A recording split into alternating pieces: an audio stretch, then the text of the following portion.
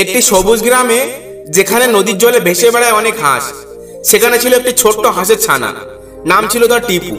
টিপু ছিল খুবই দুর্বল এবং ছোট্ট, তাই অন্য হাঁসেরা তাকে নিয়ে অবহেলা করত।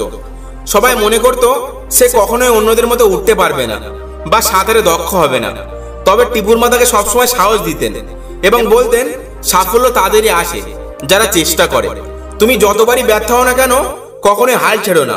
টিপু মায়ের কথা শুনে প্রতিদিন সাঁতার এবং ওড়ার চেষ্টা করত, কিন্তু শুরুতে বারবার সে ব্যর্থ হতো। অন্য হাঁসেরা হাসাহাসি করত এবং বলতো, তোমার কোনোদিনও হবে না, তুমি দুর্বল, তোমার পক্ষে উঠতে বা দ্রুত সাঁতার কাটা সম্ভব নয়। কিন্তু টিপু দমে গেল না।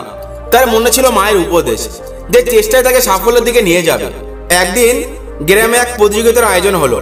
প্রতিযোগিতাটা ছিল একটি নদী পাড়ি দেওয়ার এবং তারপর কিছুটা উড়ে গিয়ে একটি নির্দিষ্ট গন্তব্যে পৌঁছানোর। সব হাঁসেতে অংশগ্রহণের জন্য প্রস্তুতি নিচ্ছিল। অন্য হাঁসেরা যেমন শক্তিশালী তেমন দ্রুত ছিল, কিন্তু টিপু তেমন ছিল না। কিন্তু সে ঠিক করলো সেই প্রতিযোগিতায় অংশ নেবে। তার মা তাকে বলেছিল, হয়তো তুমি প্রথম হবে না, কিন্তু তুমি যদি তোমার সর্বোচ্চ চেষ্টা করো, সেটাই হবে তোমার বড় সাফল্য। টিপু প্রতিযোগিতার দিন উপস্থিত হলো। সবাই দেখলো টিপু এসেছে। অনেকে তাকে উপহাস করলো, কেউ কেউ বললো, তুমি তো মাঝপথে হাল ছেড়ে দেবে। তবে টিপু সব কথায় কান দিল না। সে নিজের লক্ষ্যে স্থির ছিল। সে জানতো তার কাজ শুধু চেষ্টা করা, ফলাফল নিয়ে দুশ্চিন্তা করা তার কাজ নয়। প্রতিযোগিতা শুরু হলো। প্রথমে নদীতে সাঁতার কাটার পর্ব। টিপু ধীরে ধীরে সাঁতার কাটতে লাগলো। অন্য হাঁসেরা অনেক এগিয়ে গেল, কিন্তু টিপু তার গতিতে এগিয়ে যাচ্ছিল। মাঝপথে অনেক হাঁস ক্লান্ত হয়ে বিশ্রাম নিতে শুরু করলো, কিন্তু টিপু থামলো না। সে মায়ের কথাগুলো মনে করলো, যে চেষ্টায় অব্যাহত রাখতে হবে, যতই কঠিন হোক। এরপর ছিল ওড়ার পর্ব। অন্যান্য হাঁসেরা দ্রুত উঠতে শুরু করলো, আর টিপু ধীরে ধীরে ডানা মেললো। প্রথমে কিছুটা কঠিন লাগলেও সে নিজের শক্তি এবং সাহসকে কাজে লাগিয়ে এগিয়ে যেতে শুরু করলো।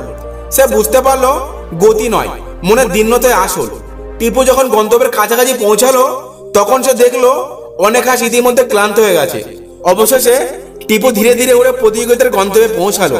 সে প্রথম বা দ্বিতীয় হয়নি, কিন্তু সবার আগে হাল না ছেড়ে নিজের কাজ চালিয়ে গেছে।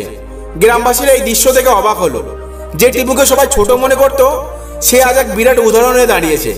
সবাই তাকে অভিনন্দন জানালো এবং তার পরিশ্রম ও ধৈর্যকে সম্মান জানালো। টিপুর মা তার কাছে এসে বললেন, আমি জানতাম তুমি পারবে। তুমি প্রমাণ করেছো সাফল্য তাদেরই হয় যারা হাল ছাড়ে না।